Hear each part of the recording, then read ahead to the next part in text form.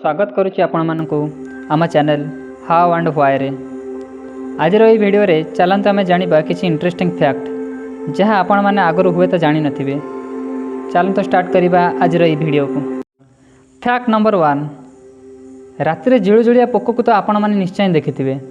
तांका शरीर बारंबार लाइट बाहर थिबार मध्ये आपण देखिथिबे। कौन आपण मानकु मनकु केबे प्रश्न आसीछि कि तांका शरीर एपरी लाइट कौन पे बाहर थाए? आपण मन को प्रश्न तो आसीथिबो किंतु आपण तार उत्तर जानि नथिबे। चलंतु आज ये वीडियो रे तार उत्तर जानिबा। पोकर शरीर रे जितेबाला से खाद्य को डाइजेस्ट करे बा हजम करे ता शरीर रे दुई प्रकार प्रोटीन तैयारी होता है। गोटे प्रोटीन ना हूँ लुसीफेरस एंड अन्यटर ना हूँ यूसीफेरिन। जितेबाला ये दुईटी प्रोटीन तांको शरीर रे तैयारी होता है, यही प्रोटीन फल रे कि तांको शरीर रे एक लाइट बाहर थाए जहाँ राति रे आमको चिकमिक देखा जाए। तांको शरीर यह अनबरत लाइट बाहर करि नथांती। जितेबाला से माने खाद्य हजम करती बा डाइजेस्ट करती सेतिक बेले ही तांको शरीर यही प्रकार आलोक बाहर थाए। फैक्ट नंबर 2, कौन आपण मैंने जानी कि शव सत्कार पर लोक मैंने कौन पाई गाधांती? चलतु आज ये विषय रे आलोचना करिबा। मानव समाज रे कौन से एक लोकर मृत्यु हेले ता शव को नहीं पोड़ी दियंती और शव सत्कार करती।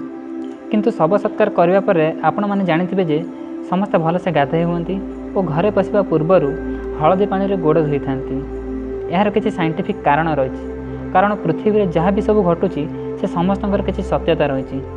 चलते यार कारण आमे जानिबा। गोटे मनीष मरीगला परे तार शरीर सेफ न थाए। जेपरिक आपण देखिथिबे जीवजंतु मरीगला परे ता शरीर को अपघट बैक्टेरिया माने आसी खाई नष्ट कर दियंती। सेहीपरि मनुष्य शरीर में ठीक यहीपरि घटी थाए। मनुष्यर मृत शरीर में अनेक प्रकार जीवाणु और बैक्टेरिया मैंने आसी बसवास करिथांती। शव सत्कार समय रे मृत मनुष्य संस्पर्श में आसीथिबा लोकमानक शरीर में यही बैक्टेरिया और जीवाणु प्रवेश न करने से भलसे गाधोई होइथांती और घरे पशिबा पूर्वर गोड़े हलदी पानी रे धोई थांती। कारण हलदीर गुण आपण मैंने जानिथिबे कि यह गोटे आंटी फंगाल और आंटी बैक्टेरियल। फैक्ट नंबर 3, आपण मैंने आपण चारिपटे बड़ बड़ टावर खुंटी निश्चय देखिथिबे। से मोबाइल टावर हो कि रेडियो खुंटी, से टावर उपरे बहुत उपरे एक रेल लाइट लगी थाए। आपण मानक केबे प्रश्न आसीछि कि आपण मन रे ए रेल लाइट कौन पाई लगी थाए? अन्य जेकोसी लाइट कौन पाई लगी न थाए? सब बेले रेल लाइट भी कौन पाई लगी थाए? यार किछि वैज्ञानिक कारण रही। चलंतु आमे यार उत्तर जानिबा। प्रकृतिर 7टी कलर भितरु रेल लाइट रो वेवलेंथ बहुत अधिका। यह बहुत दूर पर्यंत देखा जाता है, बहुत दूर पर्यंत गति भी करें। यार वेवलेंथ मिनिमम 700 नानोमीटर अधिक एवं यार फ्रिक्वेंसी 4.29 हर्ज।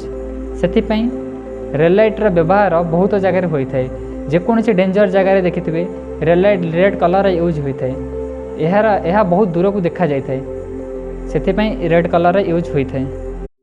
फैक्ट नंबर 4, डियर फ्रेंड्स, आपण मैंने पिलादिने हो कि एबे भी पेनसिल व्यवहार तो निश्चय करेंगे।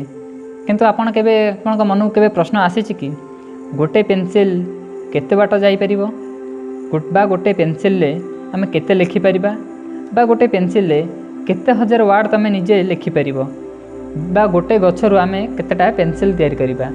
चलंतु आज रे वीडियो रे एहार समस्त कारण जानिबा।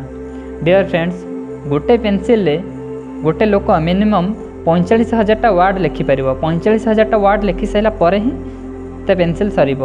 जदि आम गोटे पेनसिल गोटे रोड रे गार टाणा आम यह गार टाणी टाणी 56 किलोमीटर पर्यंत जापर। जदि आम गोटे पेनसिल को सार्प करवा पेनसिल सरीगरे आपण कटर रे सार्प करेंगे गोटे पेनसिल को मैक्सिमम 17 टाइम आम सार्प करिपरिबा। ताहाटो अधिक आम सार्प करिपरिबा नहीं, कारण तापर पेनसिल सरी जाए। पेनसिल जो काठर तैयारी हुए सस्टेनेबल वुड बहुत नरम होता है। से काठ जहाँ कि कटर साइज काटे से सस्टेनेबल वुड रू गोटे गच्छरू आपण मैंने जानते कि केतेटा पेनसिल तैयारी हो? मिनिमम गोटे सस्टेनेबल वुड रू प्राय 3 लाख रु अधिक पेनसिल तैयारी हो। फैक्ट नंबर 5, आपण मैंने निश्चय देखिथिबे कि बड़ बड़ कंपनी बा राइस मिल मानकरे एमिति किछि एयर वेंटिलेटर लगी थाए।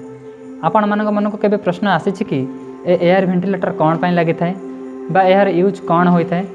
चलते आम यार कारण जानिबा। कंपनी बा राइस मिल मानकरे बड़ बड़ मेसीन माने लगी था।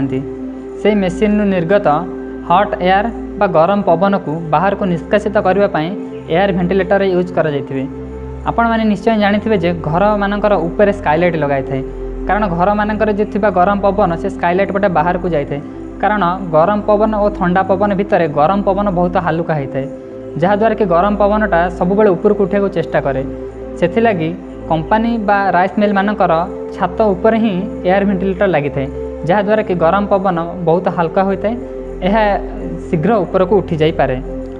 आपण मैंने यह जानी आश्चर्य हेबे कि यही एयर वेंटिलेटर सब विदाउट इलेक्ट्रिसिटी चली थाए गरम पवन रे एते प्रभाव पड़े जे आधे यह मन को ही घूरी थाए एथिरे कौन भी इलेक्ट्रिक बिल खर्च होई न थाए।